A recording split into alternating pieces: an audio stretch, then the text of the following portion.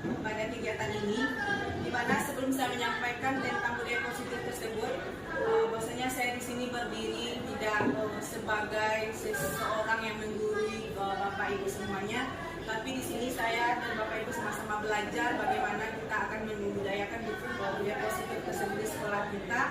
Dan nanti bagaimana kita mencerminkan sesuatu hal yang baik, bahwasanya kita seorang guru adalah semua yang dengan anjuran Ta'ala, bahwasanya guru digugu dan ditiru. Jadi diseminasi ini saya menyampaikan ke ibu-ibu semuanya yang nanti insya Allah kalau Bapak Ibu berkenan bisa juga diaksinyatakan atau diaplikasikan di kelas Bapak Ibu masing-masing.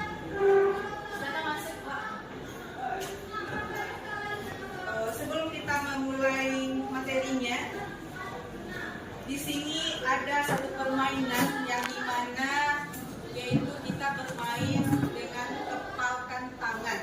Ya, jadi di kepalkan tangan ini, puasanya nanti Bapak Ibu bermain dengan pasangannya. Nah, silakan pilih berdua-dua, Bapak Ibu. Berdua-dua, dan jadi nanti di kegiatannya kita akan melakukan kegiatan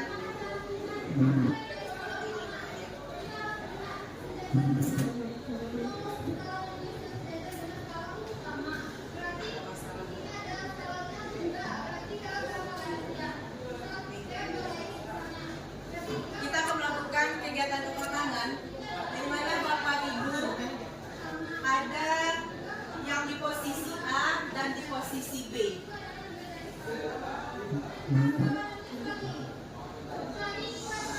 Di posisi A dan di posisi B. Di posisi A itu dia mengibaratkan tangan sebelah tangan kanan ini sesuatu hal yang berharga bagi Bapak Ibu. Berharga sekali. Jadi duduknya berhadapan. Jadi nanti yang teman lawannya itu adalah yang si B.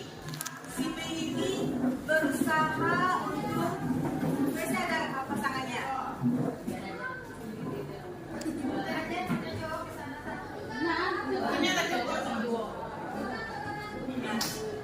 Oke, kita mainnya. Ibaratkan tangan yang posisi A siapa, yang posisi B siapa, tentukan posisi A dengan posisi B. Jadi yang posisi A ini dia mengepalkan tangannya, diibaratkan di dalam tangan, kepalan tangannya itu adalah sesuatu hal yang berharga yang harus dipertahankan, yang berharga sekali.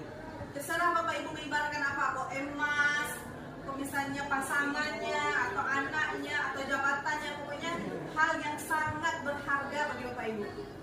Silakan pejamkan mata yang si A terlebih dahulu, yang posisi A. Anggap itu yang di tangan, di kepalan tangan itu genggam seerat-eratnya, sekuat-kuatnya. Bapak yang posisi A mana? Silakan pejamkan matanya, genggam seerat-eratnya, jangan sampai lepas, jangan sampai orang lain mengambil atau mengintimidasi atau mencoba untuk merampas yang ada di tangan Bapak Ibu. Silakan buka tangannya, buka matanya. Silakan lihat yang teman lawannya yang si B. Si B silakan perankan tingkah lakunya atau perankan sesuatu hal yang boleh memaksa, mengintimidasi. Pokoknya bagaimana cara si B bisa membuka kepalan tangan si A. Jadi saya beri waktu 5 menit atau mengumbuk, merayu, membujuk, silakan. Silakan si B membujuk agar kepalan tangan tersebut bisa terbuka. Bagaimana cara si B? Nanti instruksinya. Pokoknya 5 menit bagaimana si B bisa membuka kepalan tangan tersebut.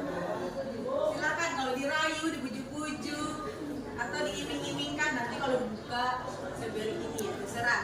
Silakan.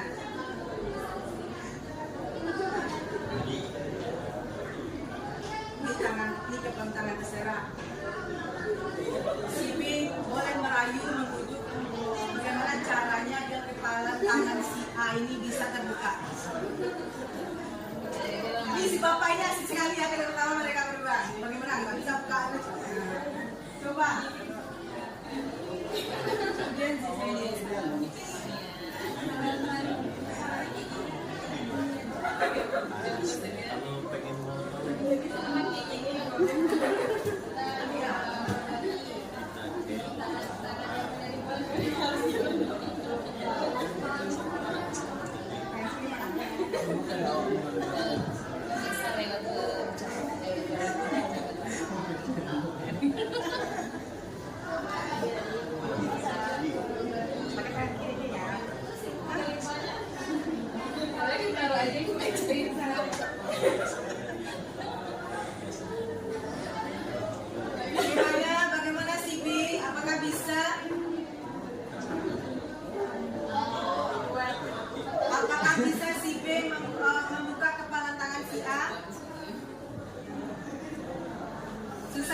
memujuknya?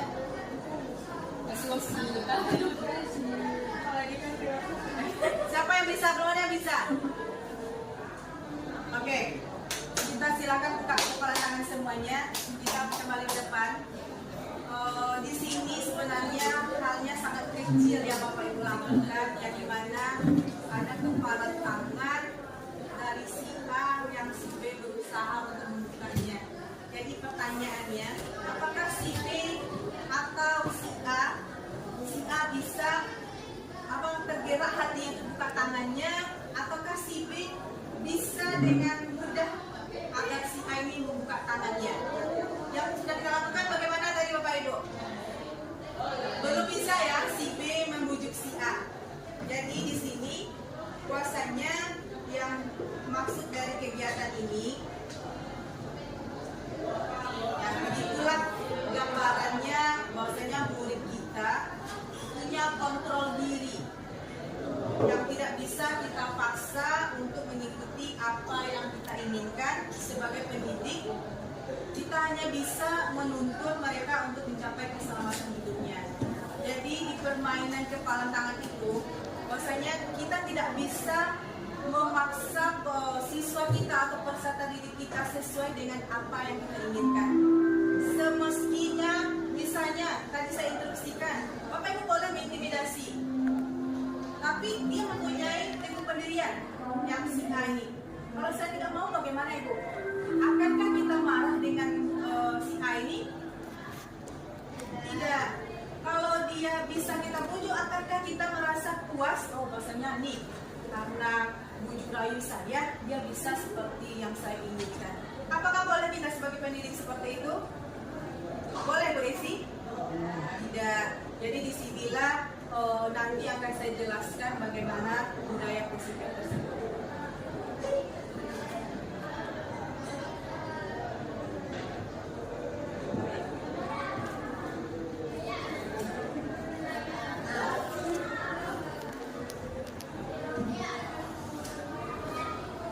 Apa itu budaya positif? Mau kita lihatnya langsung dari sini aja Bapak Ibu, karena kalau itu besar dia akan terganggu.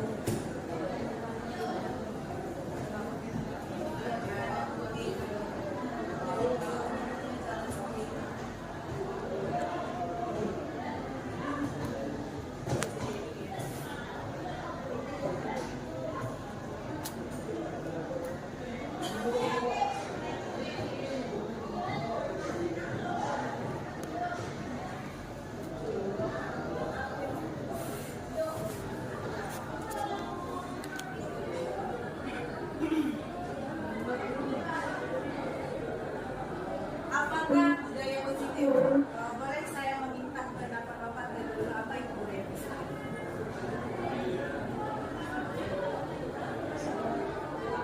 Kebiasaan. Iya, berarti kebiasaan yang bersifat baik ya Bapak ya. Sampai menambahkan saya lagi, kalau itu apa itu budaya positif itu?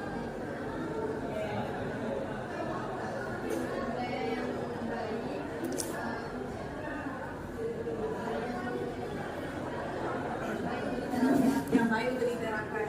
Jadi budaya positif itu adalah sesuatu hal budaya yang ada di sekolah kita ini yang akan kita terapkan kepada peserta didik kita.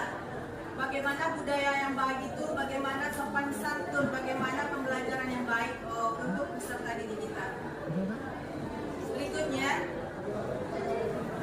itu merupakan nilai-nilai, keyakinan, dan kebiasaan-kebiasaan di sekolah.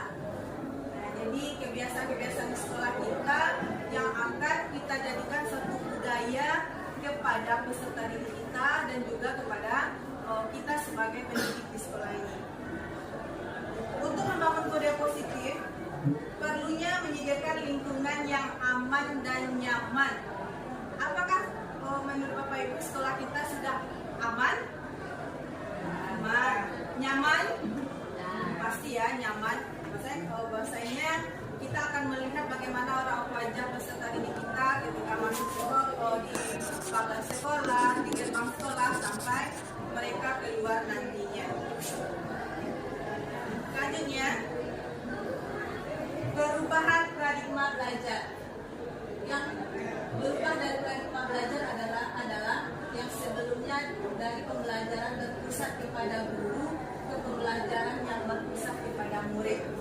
Yang berpusat kepada guru ini, contohnya mari kita sama-sama rasakan bahwasanya guru di depan memberikan materi tanpa terlebih dahulu memikirkan apa kebutuhan dari peserta didik kita. Contohnya, apa yang pernah kita rasakan atau misalnya yang saya rasakan sebelumnya, saya memberikan materi hanya sesuai dengan kemahiran seorang guru saja. Misalnya, menurut saya di kelas ini bagusnya sekarang itu tentang kuadrat-kuadrat misalnya bagi yang matematik, atau saya sebagai seorang guru BK cocoknya pergaulan di kalangan remaja. Nyatanya yang dibutuhkan di kelas itu bukan seperti itu. Jadi terpusatnya bukan hanya ke guru-guru di depan memberikan penjelasan, nanti siswa mencatat dan guru memberikan soal lalu selesai pembelajaran. Jadi dia bukan seperti itu.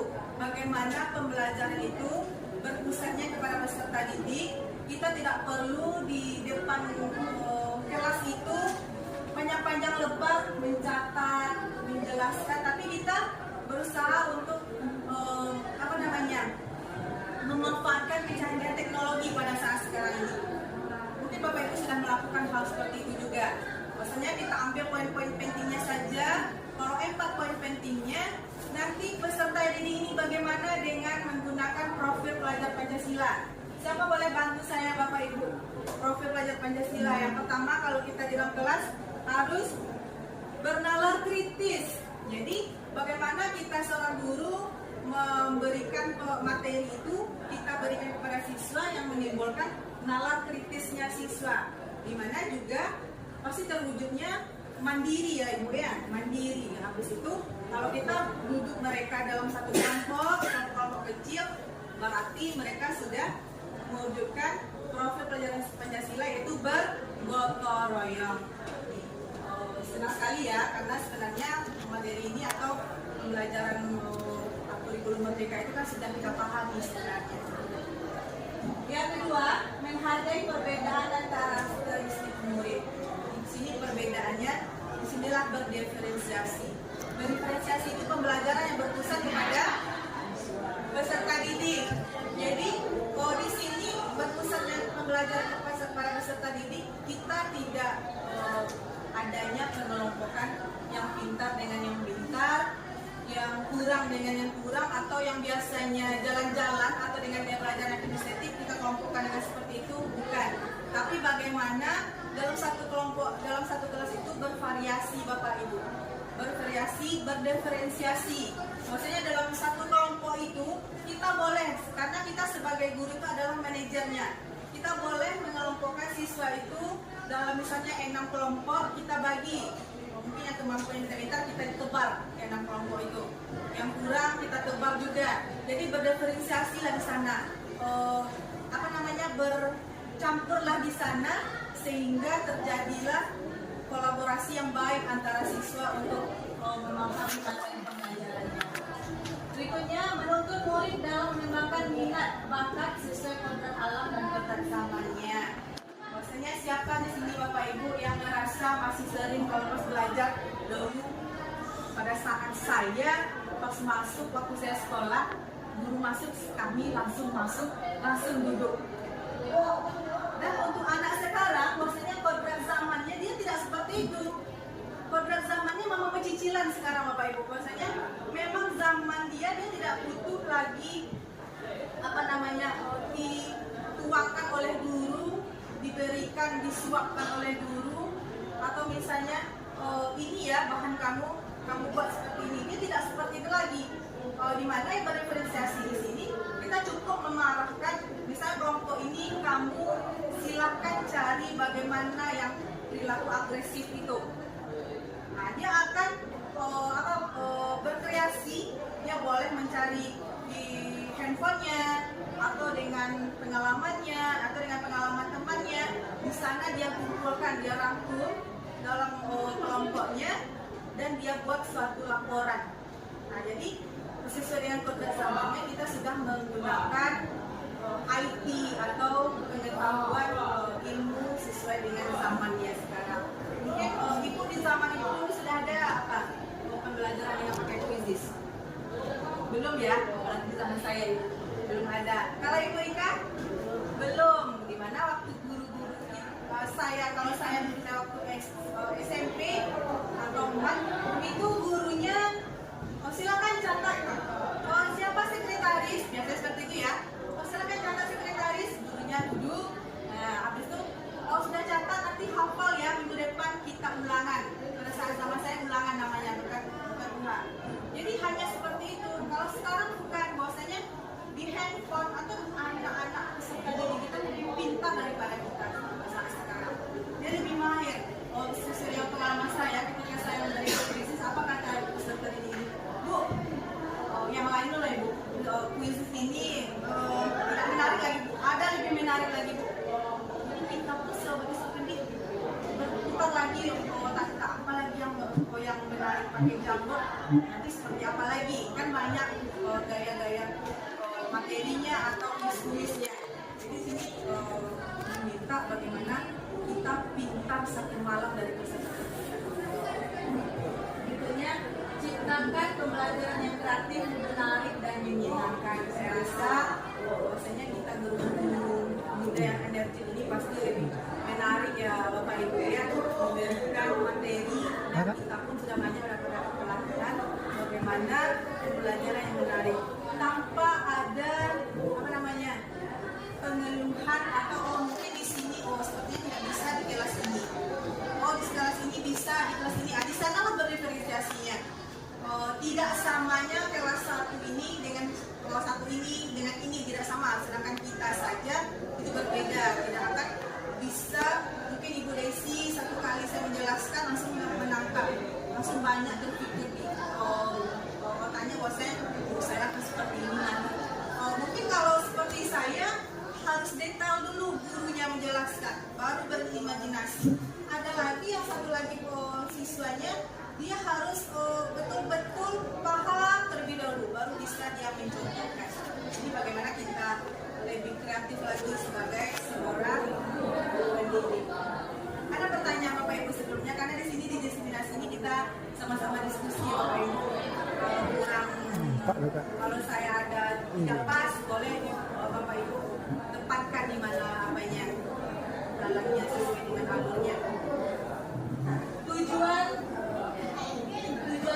adalah terwujudnya yang pertama profil belajar Pancasila, beriman dan bertakwa kepada Tuhan Yang Maha Esa, mandiri, berbinika global, bergotong royong, kreatif dan bernalar kritis. Di sini untuk pembelajaran yang sesuai dengan profil belajar Pancasila, sedikit dari 5 profil belajar Pancasila ini paling tidaknya pasti ada salah satunya sudah kita masukkan di pembelajaran kita. Yang sebenarnya itu di pembelajaran sesuai dengan Ki Hajar Dewantara, yang pembelajaran kita lakukan sebenarnya pada saat sekarang ini itu sudah ada zaman sebelumnya, tapi zaman sebelumnya tidak terkotak-kotakan. Tapi bagaimana untuk saat sekarang, ini pembelajaran Pancasila sebenarnya dari zaman dulu pun sudah kita laksanakan seperti itu.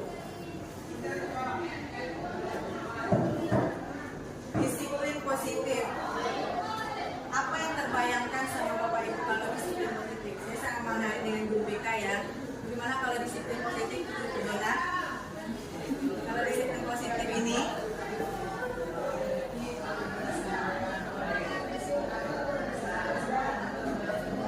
ya, kebiasaan yang bersifat positif dan membangun.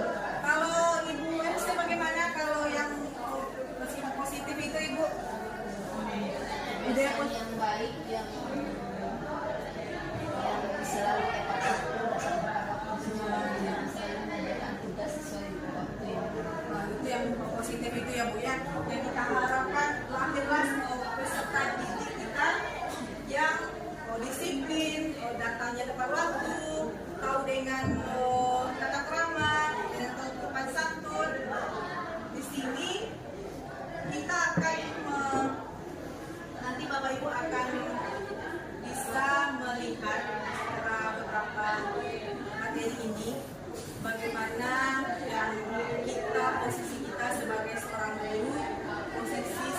kedua, bagaimana mereka bertindak dan berperilaku. Di sini ada hukuman, konsekuensi, dan restitusi. Coba kita baca sama-sama ya Bapak Ibu. Hukuman tidak terencana, tiba-tiba, itu yang hukuman. Murid tidak tahu apa yang terjadi atau tidak dilibatkan. Berikutnya bersifat satu arah dan berupa hukuman fisik dan psikis. Itu hukuman. Coba kita rasakan di diri kita masing-masing. Apakah kita banyak memberi hukuman atau sebaliknya? Contohnya, anak yang tidak buat tugas, tidak buat PR, atau misalnya dikumpulkan hari ini, dia tidak ada. Bapak Ibu langsung memberikan dia hukuman atau bagaimana? Teguran. Itu kalau sebagai guru BK ya. Kalau sesuai dengan perjanjian awal. Kalau sifatnya di lingkungan bukan di lingkungan kelas atau di luar kelas, bagaimana? Teguran. Misalnya anak ini terlambat, akankah langsung kita hukum? Tidak. Misalnya anak ini mencoret-coret dinding, kan ada nih kebiasaan siswa kita ini mungkin tidak tersalurkan, ada dia coret dinding ini, langsung kita kasih hukuman Bapak Ibu? Tidak. Dibersihkan lagi. Nah, dibersihkan, berarti konsekuensi itu ya. Nah, coba kita lihat konsekuensi. Terencana atau disepakati sesuai peraturan. Nah, ini yang konsekuensi. Seperti yang misalnya coret-coret tadi, konsekuensinya dia kan harus membersihkan, karena itu tidak baik untuk kebersihan dinding sekolah. Berikutnya dibuat oleh guru dan murid sudah tahu sebelumnya konsekuensi jika ada pelanggaran. Nah, ini seperti kategori ada kontrak tadi. Tapi kita tidak semena-mena saja Bapak Ibu. Misalnya hal ini sangat banyak terjadi sekarang. Ketika anak tidak sesuai dengan yang diinginkan guru akan proaktif dengan keinginan dia sendiri. Padahal tidak ada sebelumnya seperti ini. Konsekuensi tidak ada, kontrak pelajar tidak ada. Apa kita bisa bertindak untuk menghukum? Tidak. Jadi nanti mohon Bapak Ibu boleh memberikan masukan juga ya, tambahan. Murid tetap dibuat tidak nyaman. Nah, jadi katanya konsekuensi ini murid tetap dibuat tidak nyaman. Karena apa? Sebenarnya konsekuensi itu kan sebenarnya bagus ya. Maksudnya misalnya dia mencoret kan, dia konsekuensinya dia membersihkan. Gimana letak ketidaknyamanan dia? Gimana Pak Ibu? Di harga dirinya. Maksudnya kalau di konsekuensi sebenarnya itu sudah betul. Kalau di pembelajaran atau pemahaman kita sebelumnya itu sudah betul. Kalau kita berbuat berani bertanggung jawab, itu yang konsekuensinya. Tapi dia kena mentalnya atau rasa malu dia. Nah, tapi bagaimana di sinilah nanti akan dijelaskan bagaimana yang seharusnya kita ke peserta didik tersebut. Kemudian sikap guru selalu memonitor murid. Kita kan guru ya Bapak Ibu, di buku dan di diri itu betul. Tapi kita mengambil dari sisi kalau beruntung bagi kita. Kalau tidak beruntung bagi kita, di buku dan di diri bilang. Nah, jadi memonitor ini sebenarnya kita tidak bisa, misalnya kipas ini hanya boleh ditaruh di ruangan. Sebenarnya kalau kipas ini di luar ruangan pun bisa, tergantung dari bagaimana ini si guru ini atau bagaimana kita memanajerkan segala sesuatunya. Restitusi.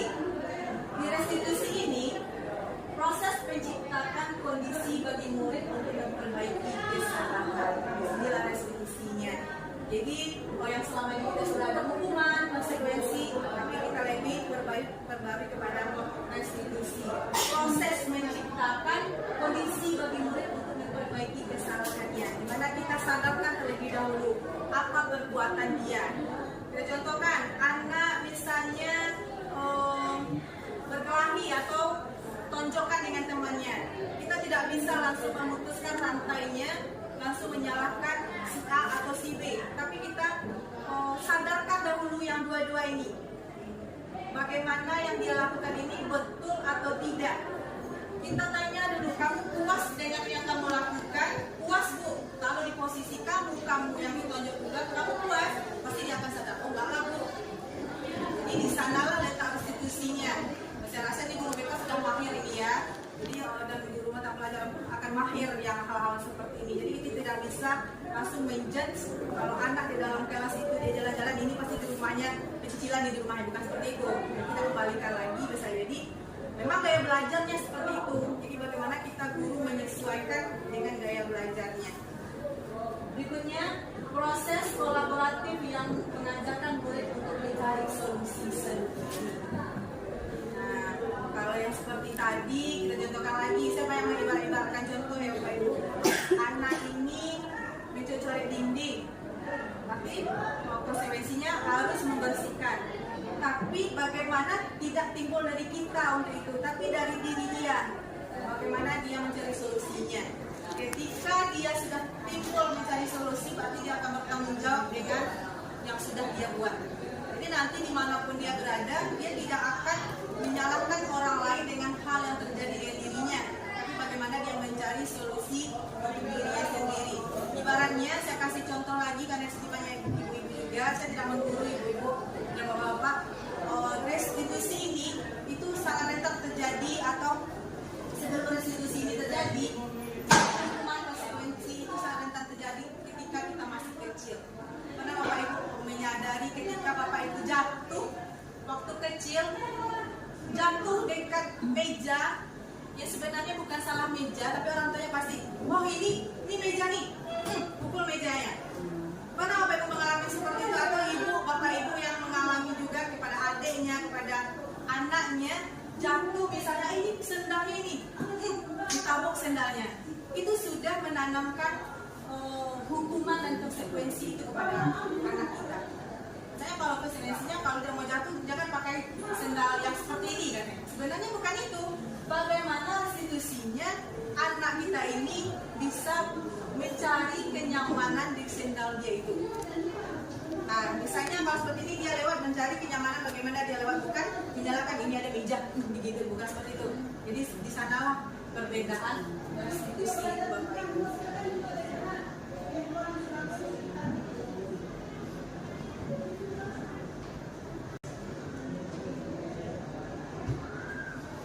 Selanjutnya, kebutuhan dasar manusia. Kebutuhan dasar manusia adalah segala sesuatu hal yang kita lakukan untuk mendapatkan apa yang kita inginkan. Itu kalau kebutuhan kita. Biasanya itu sudah masalah kita tahu ya. Kalau ngomong kebutuhan kita, berarti itu segala sesuatu hal yang betul kita inginkan untuk diri kita sendiri. Atau kita sebagai seorang guru, bagaimana kebutuhan itu untuk murid kita nantinya. Yang dimana kita masuk di jam kita, berarti kita yang akan mengontrol bagaimana apa dan kegiatan apa yang akan kita lakukan untuk peserta didik kita. Baik, boleh tanya? Boleh? Sebelum kita lanjut ke materi. Ya, tadi kan ada hukuman sama konsekuensi. Ya, sementara kita di kurikulum merdeka kita tidak ada yang namanya hukuman atau konsekuensi. Konsekuensi itu kan nama lainnya tidak ada hukuman. Ya. Nah, bagaimana menurut Bu Sri kalau apakah itu tuh apa sebaiknya harus kita lakukan jika hukuman atau konsekuensi itu tidak kita lakukan lagi? Ya, yang kedua, apakah hukuman atau konsekuensi itu kita ganti dengan yang namanya restitusi tadi? Menarik, saya sangat senang sekali atas saya sendiri ya. Bahwasanya di sini yang akan saya jelaskan Ibu Rika. Bahwasanya di kurikulum merdeka atau di Merdeka Mengajar itu memang hukuman dan konsekuensi itu tidak ada. Makanya saya jelaskan terlebih dulu apa kelemahan dari hukuman, apa dari konsekuensi itu. Jadi nanti ini akan beruntun materinya bagaimana nanti kita menciptakan pembelajaran yang kita seorang guru itu posisinya sebagai manajer, bukan sebagai pemerintah memberi hukuman atau memberi konsekuensi kepada siswa. Jadi memang di kurikulum merdeka tidak ada ini Bu Rika. Makanya kita pahami dahulu hukuman itu apa, konsekuensi itu apa, dan restitusi itu apa. Dan untuk di kurikulum merdeka kan kita memang tidak menjudge anak itu anak nakal atau anak apa, contohnya dahulu waktu saya kuliah ada tuh teman saya terlalu lama jadi misled misalnya dikasih gelar, atau si gemoy, tidak seperti itu. Tapi bagaimana kita memposisikan melihat anak ini dengan sudut pandang si anak ini berkembang berkembangnya inilah sesuai dengan zamannya, sesuai dengan kodratnya. Rasanya anak S1 ini tidak bisa sama dengan ini. Kalaupun kita akan memberikan suatu hukuman lah kata Bu Rika tadi, tapi tidak semacam hukuman, tapi kembali lagi bagaimana kita menyadarkan perilaku yang sudah dibuatkannya. Karena anak yang kodrat zamannya yang berkembang pada saat ini, hukuman itu akan lebih tidak akan dihargai. Dia terbiasa dengan hukuman satu dikasih ini, dia dihukum ini. Jadi dia tahu, oh palingan nanti kalau terlambat saya dihukum ngambil sampah. Nah itu. Kalau nanti kan soal terlambat, palingan saya disuruh menyapu. Jadi kita sampai kapan kita akan melakukan hal seperti itu? Jadi di sini kita restitusinya menyadarkan. Kita sadarkan peserta didik ini bagaimana dia tahu apa yang sudah dia buat itu betul tidak bermanfaat, tidak dengan untuk dirinya sendiri, bermanfaat tidak dengan untuk lingkungannya. Itu Bu Rika. Dah. Oke, kita lanjut Bapak Ibu. Itu 5 kebutuhan dasar manusia, yaitu Bertahan hidup, kasih sayang dan rasa diterima, penguasaan, kebebasan dan kesenangan. jadi 5 kebutuhan dasar manusia ini. Begitu juga kebutuhan dasar kita sebagai seorang pendidik. Yang pertama bertahan hidup, itu makan, pakaian, tempat tinggal, keamanan, kesehatan. Sedangkan kasih sayang, rasa diterima, dipedulikan, berbagi, kerjasama, menjadi bagian dari kelompok. Dan rasa diterima ini Bapak Ibu, bahwasanya rasa terima ini sangat penting sekali yang akan harus kita bangun atau kita wujudkan kepada peserta didik kita. Bagaimana caranya siswa kita itu ketika bertemu dengan kita, dia itu merasa nyaman diterima dengan ibu ini. Bukannya ketika dia dengan kita, dia tidak dekat, malahan dia sama kita itu hanya karena takut, karena sesuatu hal. Tapi bagaimana dia merasakan kita itu ada di dalam hidupnya, sebagai kita adalah sosok gurunya, sosok seseorang yang akan bagaimana membimbing dia. Berikutnya penguasaan, harga diri, keinginan untuk dianggap memimpin, berprestasi, diakui, didengar. Harga diri.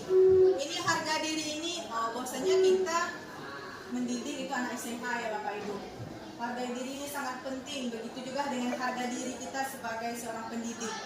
Ketika harga diri itu sudah kita letakkan sesuai dengan porsinya, saya yakin Bapak Ibu, tidak hanya kita sendiri, tapi bagaimana kita dengan siswa kita itu akan terjalin komunikasi yang baik, terjalin kolaborasi yang baik dengan siswa kita, terjalin sopan santun yang baik. Jadi mana kita terlebih dahulu menghargai diri dia. Tapi kalau seperti kata perhukuman dan konsekuensi tadi, apakah kita sudah menjaga harga dirinya Bapak Ibu? Belum, kita belum menghargai harga diri dia. Karena sedikit-sedikit kita memberikan hukuman, sedikit-sedikit kita menanyakan ini konsekuensinya. Ini tidak adanya penghargaan diri tersebut. Jadi mulai sekarang di destinasi ini saya mengajak bagaimana mulai dari diri saya sendiri dan bagaimana kita nanti menyebarkan hal-hal yang baik ini. Kita mulai ketika kita sudah menghargai diri si anak ini, otomatis kita pasti akan dihargai oleh peserta didik kita ini. Berikutnya kesenangan, bermain, humor, antusiasme dan tertawa. Ini rasanya kalau di sekolah kita ini sudah terwujud semuanya. Karena anak kita kan, anak SMA ini kan pelakatnya banyak ya Bapak Ibu. Jadi tidak terlampau terintimidasi sekali anak-anak kita.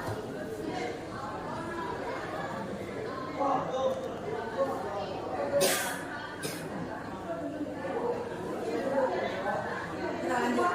Nah di sana seperti pertanyaan pemantik dari Bu Ika sebelumnya, bagaimana posisi kita Ibu? Apakah kita harus menghukum restitusi ya Ibu Ika tadi ya? Jadi di kurikulum Merdeka dan akan kita lakukan tidak ada yang seperti itu. Jadi lazimnya disiplin dikaitkan dengan 5 posisi kontrol guru. Jadi di sini saya mengajak Bapak Ibu kita menyaksikan video di manakah posisi kontrol kita. Kalau ada salah atau di video ini saya terbilang minta maaf Bapak Ibu, saya bukannya menggurui, saya bukannya menjat atau apa bukan, tapi saya mengajak bagaimana kita memberikan terbaik untuk siswa kita. Silakan kalau Bapak Ibu saksikan video ini 5 posisi kontrol.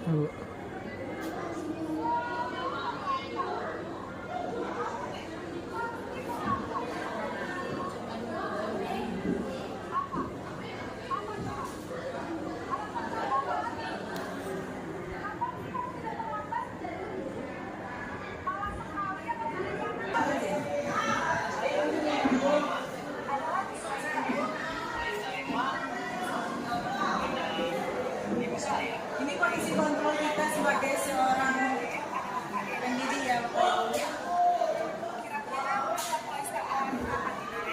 Setelah pulang sekolah, akan segera saya lakukan.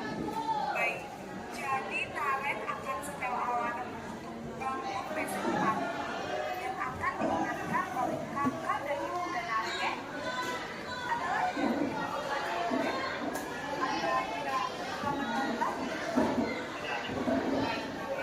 terima kasih bersama kamu.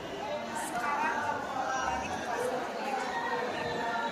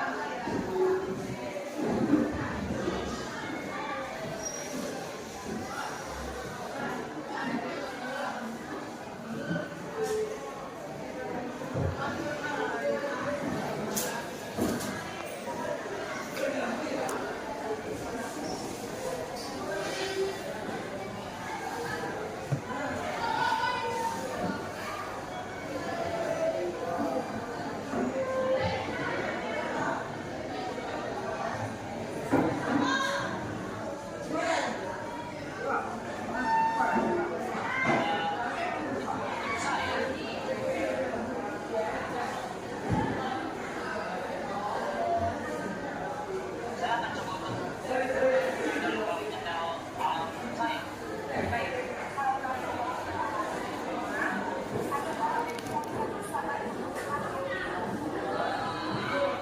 Ada kakak saya, Kak Iman. Selain Kak Iman, ada ibu saya.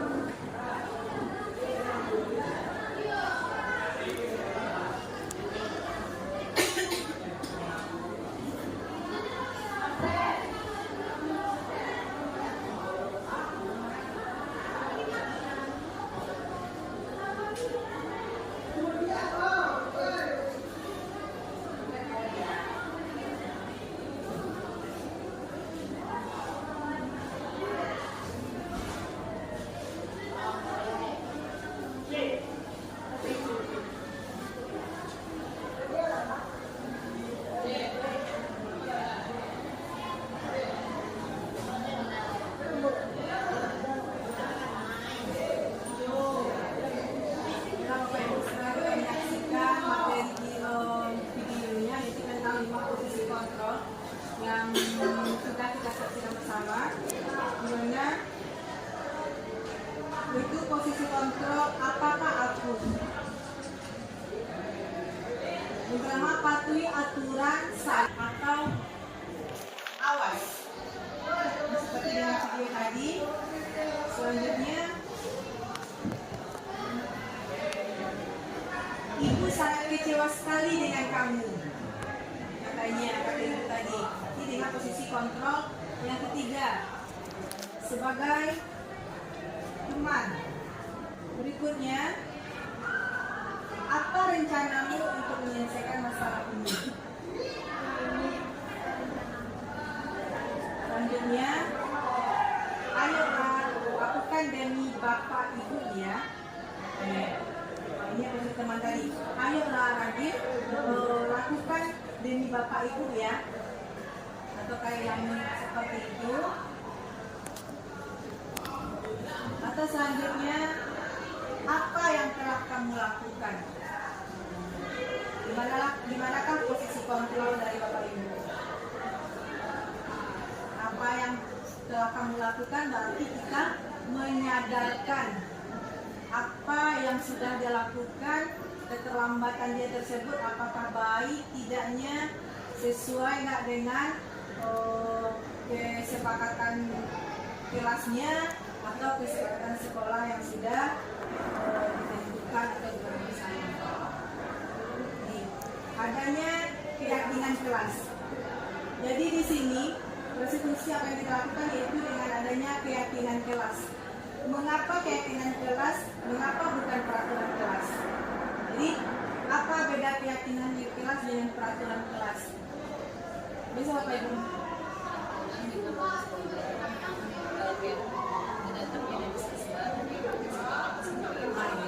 Bagus. Maksudnya kalau keyakinan datangnya dari siswa semuanya positif, berarti mereka bersama-sama memikirkan hal apa yang terbaik untuk mereka kalau di dalam kelas, hal apa yang bisa mereka lakukan untuk kebaikan dan bagaimana yang akan harus dia tuju ke depannya.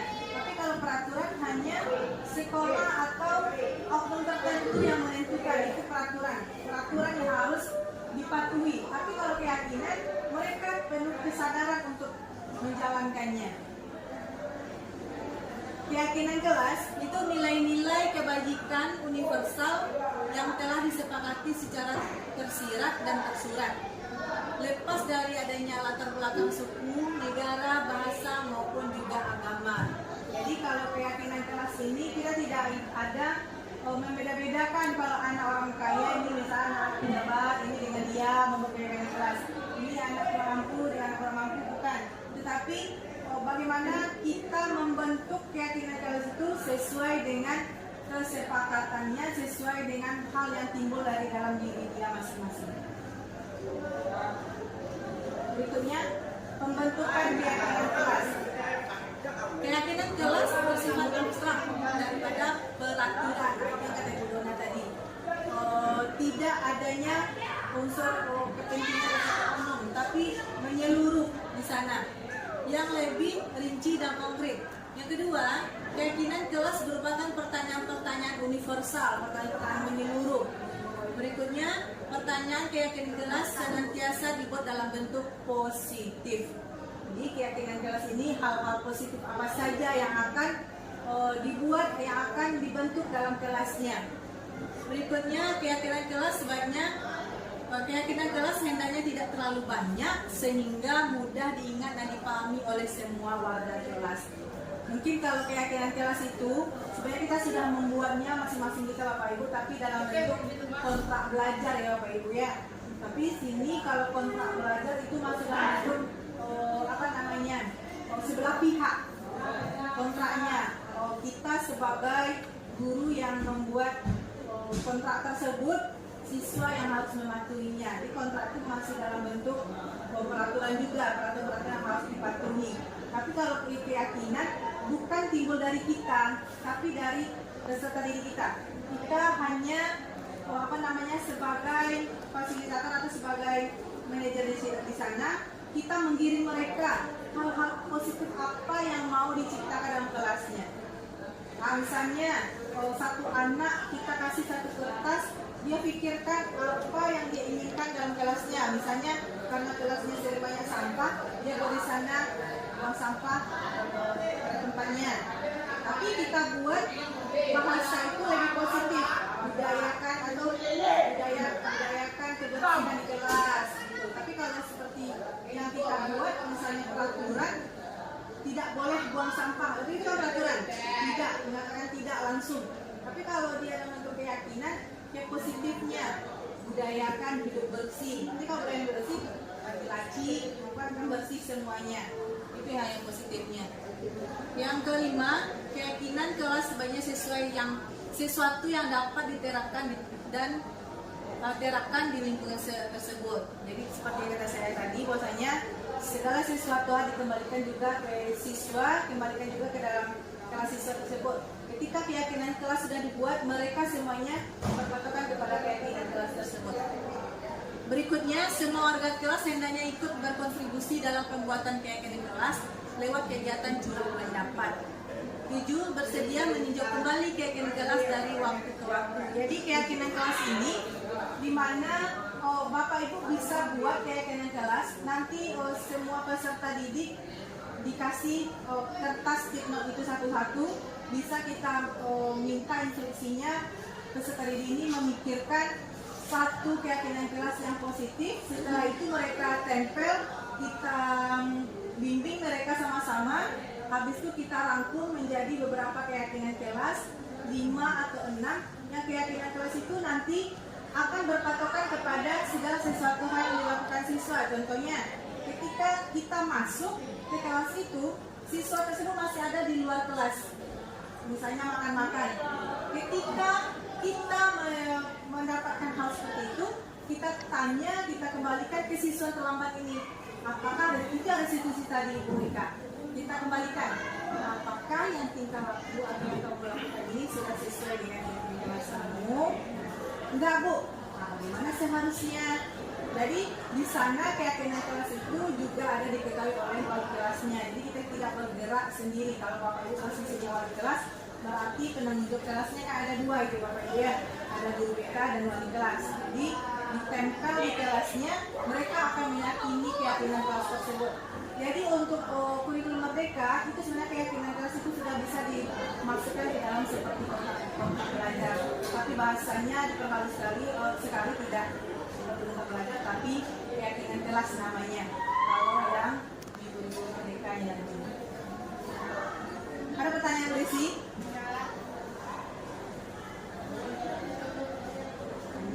Ini formatnya atau bentuk contoh keyakinan kelasnya. Jadi setelah Bapak Ibu mengirim anak-anaknya atau memunculkan ide-ide baru pada satu dirinya, nanti dituliskan satu persatu. Misalnya Anissa, misalnya, kalau dia menginginkan sholat, saya menemukan seperti itu, adanya waktu sholat duha katanya. Jadi tergantung keyakinan kelasnya. Nanti kalau memang itu keyakinan kelas itu memang dibutuhkan oleh kelas yang kedua, di sanalah adanya diketahui oleh wali kelasnya. Nanti wali kelasnya dan guru BK-nya berkontribusi, berkolaborasi dengan wakil dan kepala sekolah. Bahwasanya anak kelas ini memang membutuhkan adanya duha. Jadi restitusi ini nanti dikembalikan juga ke kebutuhan kelas masing-masing aja.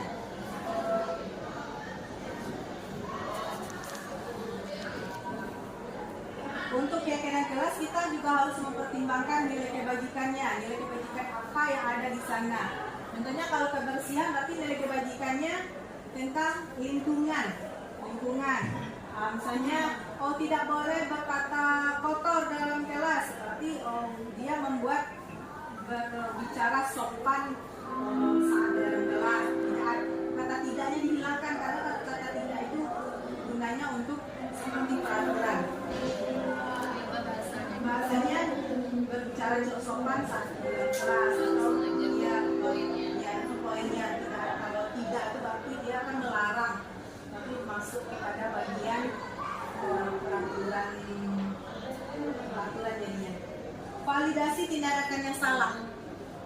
Berdasarkan prinsip suatu perilaku berupaya memenuhi suatu kebutuhan tertentu. Yang pertama, kamu pasti punya alasan mengapa melakukan itu. Jadi saya harap dan saya mulai dari diri saya sendiri, segala sesuatu hal itu terjadi pada siswa kita tidak langsung menjudge-nya. Oh kamu ini, kamu langsung ini, misalnya. Tidak, kita tanyakan dulu. Bahwasanya kita pribadi, sedangkan kita dalam kondisi rapat kita keluar, itu pasti ada alasannya. Bisa alasannya pertama, karena di ruangan itu tidak ada minum, kita harus kita cari keluar. Kita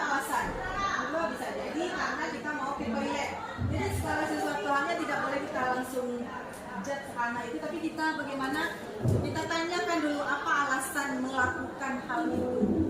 Berikutnya, padahal kamu bisa melakukan yang lebih buruk dari ini lagi. Nah ini kan, padahal kamu bisa melakukan hal lebih buruk dari ini lagi. Jadi ini pertanyaannya gini, kita bawakan pemikirannya ke yang hal lebih buruk selain dari ini yang dilakukan. Nah setelah iya bu, saya bisa lebih meloncat lagi lebih tinggi nih pagar itu. Itu baru kita institusi. Memangnya yang kamu lakukan meloncat lebih tinggi itu kamu puas atau kamu senang? Apa yang akan terjadi sama kamu? Bisa jatuh bu, apa yang disebut? Nah, kita kembalikan lagi, apa itu baik? Jadi di sini mengembalikan hal-hal baik menurut dia. Mungkin kita menyadari kesalahannya terlebih dahulu. Misalnya tinju berkelahi dengan temannya, kamu bisakah lebih memukul dia lebih keras lagi? Bisa lah bu. Dengan saya pukul dengan tangan saya ini, dengan tangan besar saya ini, hancur muka dia. Tapi kan dia kan excited untuk menceritakan. Nah, setelah dia excited menceritakan, dia kembalikan yang kamu lakukan itu puasa kamu yang baik menurut kamu. Jadi kita sadar, oh iya, rupanya tidak baik.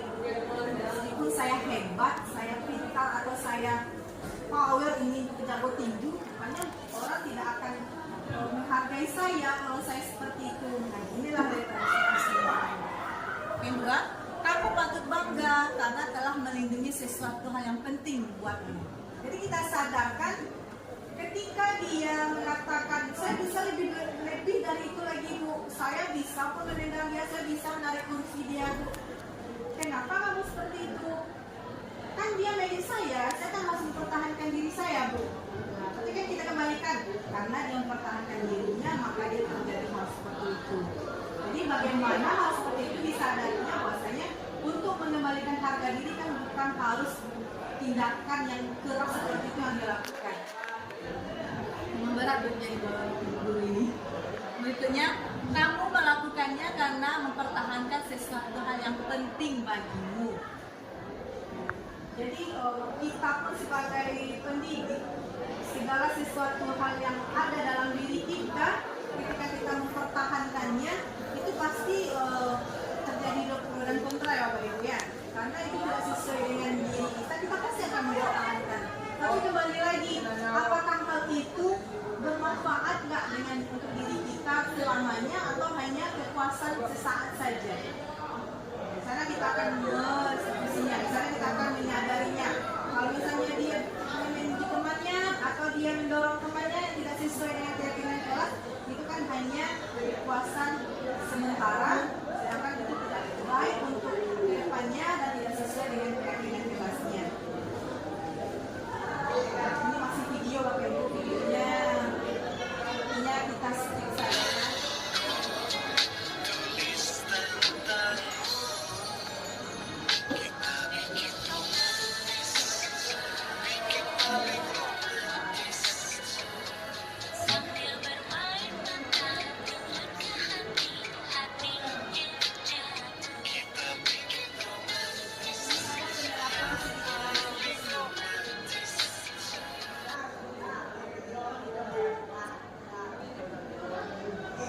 Sebelum video ini ada penerapan segitiga restitusi. Jadi di segitiga restitusi ini yang sebenarnya itu kami sebagai seorang guru PK itu sudah melaksanakan hal tersebut. Tapi di segitiga restitusi ini lebih banyak terfokus kepada siswa ini yang menyadarkan diri dia sendiri tanpa kita harus memberikan sanksi atau hukuman kepada si anak. Dan di segitiga restitusi ini kita akan berpatokan kepada keyakinan kelas tersebut. Segala sesuatu hal yang dilakukan siswa kita sesuaikan keyakinan kelasnya. Ada nggak yang dilakukan siswa? Misalnya dia memukul temannya, ada nggak di keyakinan kelas? Kita kembalikan bagaimana yang seharusnya. Dan keyakinan kelas ini akan berpatokan juga kepada keyakinan sekolah. Jadi keyakinan sekolah ini lebih tersifat lebih besar lagi ruang lingkupnya. Dimana kalau keyakinan sekolah ini dibentuk oleh kesepakatan yang tinggi dan adanya kesepakatan atau masukan dari siswa juga apa yang terbaik untuk siswa kita. Jadi pada intinya di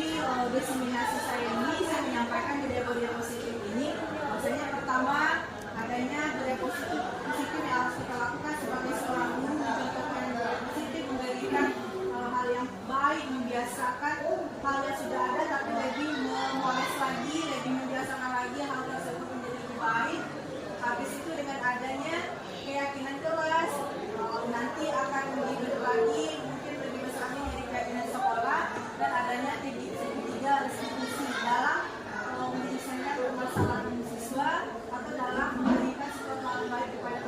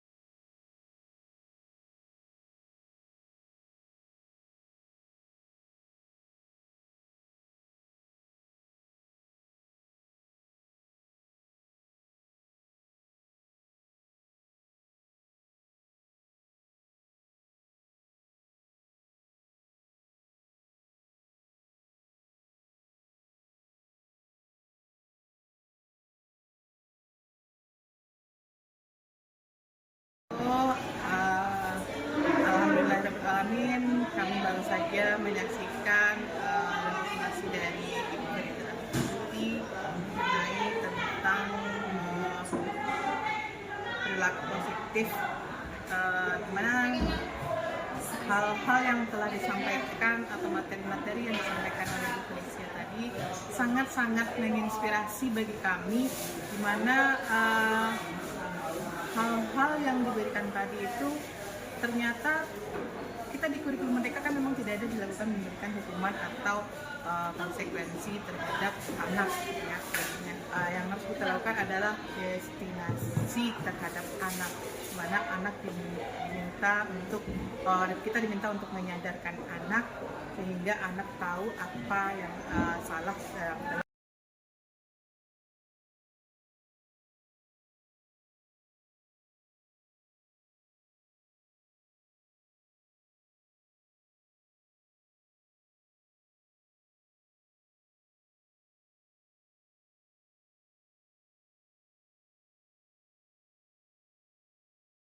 Wabarakatuh. Perkenalkan, saya Helsa Trisni, guru TK dari SMK 12 Padang.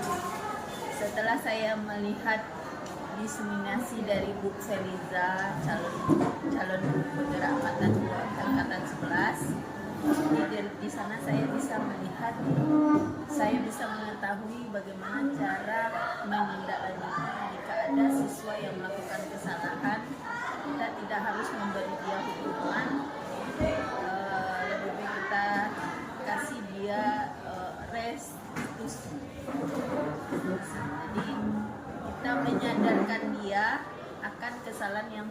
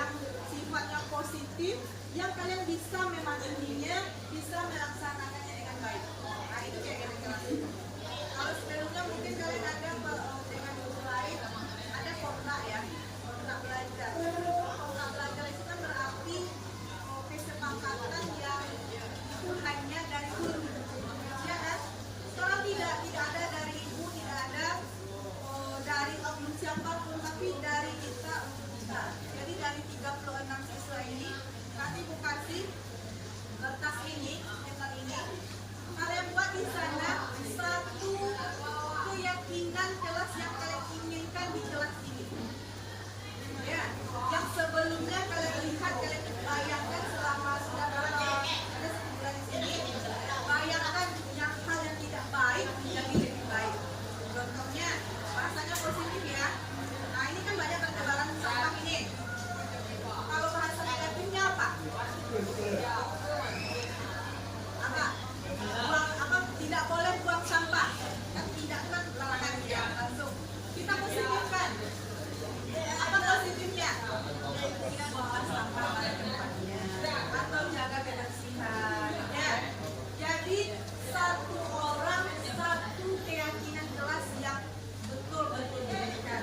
Setelah itu nanti kalian tempelkan di depan. Jadi akan dikerucutkan nanti. Kan banyak nanti ada yang sama, jadi beberapa yang sama dibuat jadi satu poin. Poin 1, poin 2, poin 3.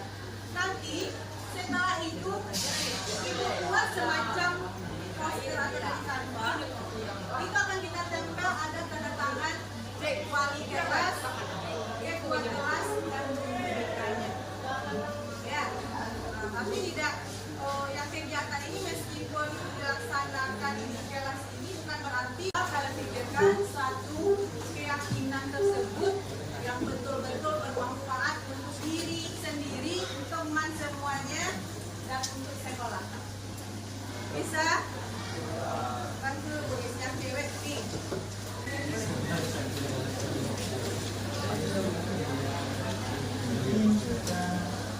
Boleh buat nama, boleh tidak?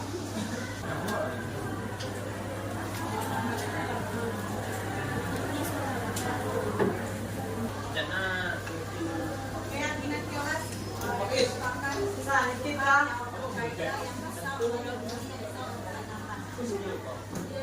kebaikan kelas.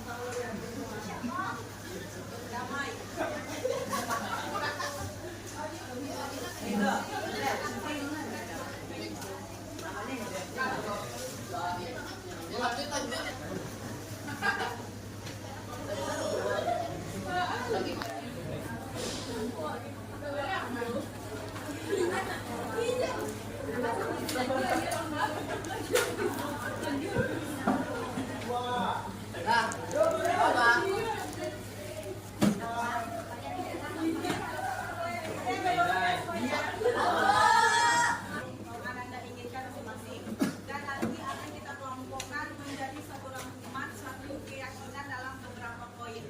Ya, jadi siapa yang bisa membantu ibu di depan untuk menuliskannya? Karena ibu yang membacakan tapi menuliskan.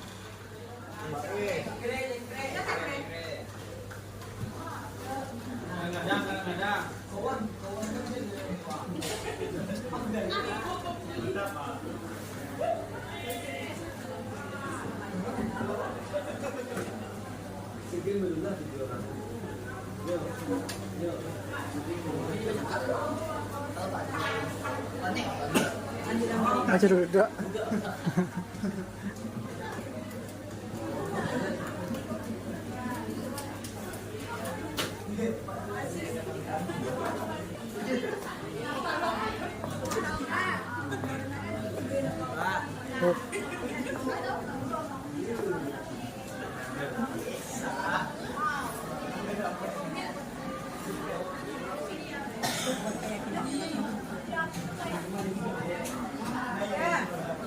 Berarti udah terkumpul semuanya. Jadi di keyakinan kelas ini akan kita lihat mana yang sama.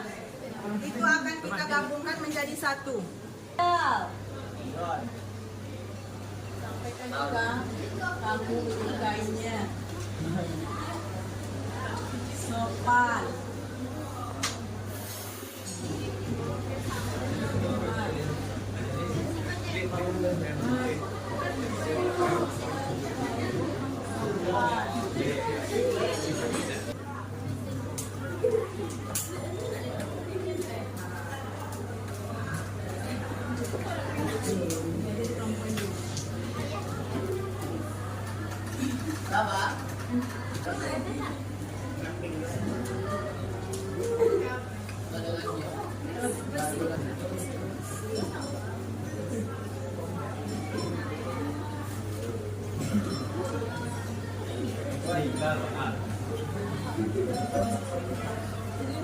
Berarti yang kurang kekompakan di dalam sini ya.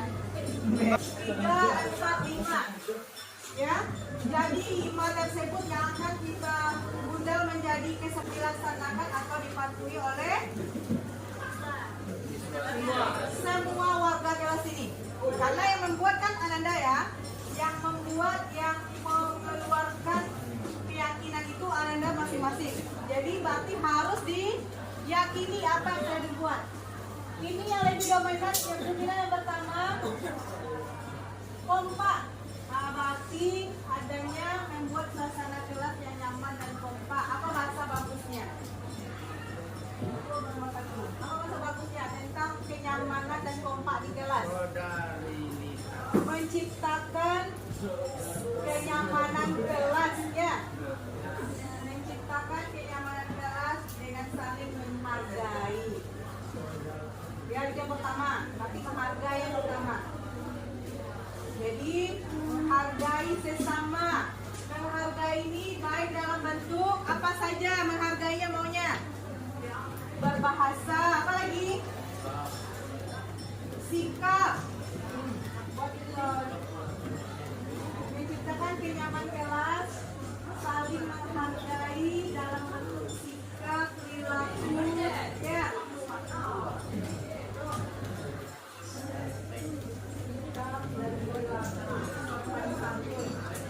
Ya.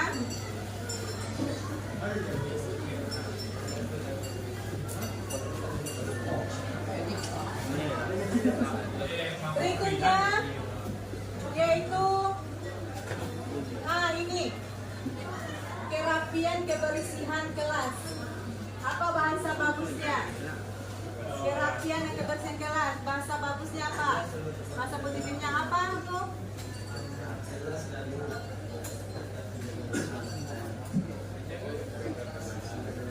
Menjaga kebersihan kelas. Ya. 2. Tapi menjaga kebersihan kelas. Lah, menjaga kebersihan kelas berarti dari kapan? Besok. Ya. Karena besok udah siap itu langsung ditempel nanti besok. Paling tidaknya siang sudah kasih ke kelasnya, sudah ditandatangani oleh ketua kelasnya, langsung ditempel. Oke? Menjaga kebersihan kelas. Ini lagi. Jaga fasilitas kelas. Ikut apa ini? Menjaga fasilitas kelas. Berarti banyak ya yang kurang menjaga fasilitas kelas. Apa contohnya itu? Kabel. Setelah dipakai harusnya apa? Digulung.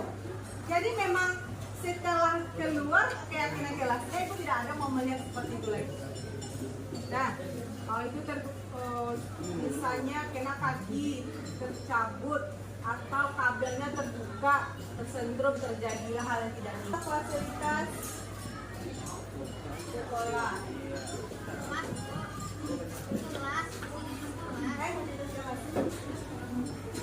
Menjaga fasilitas kelas.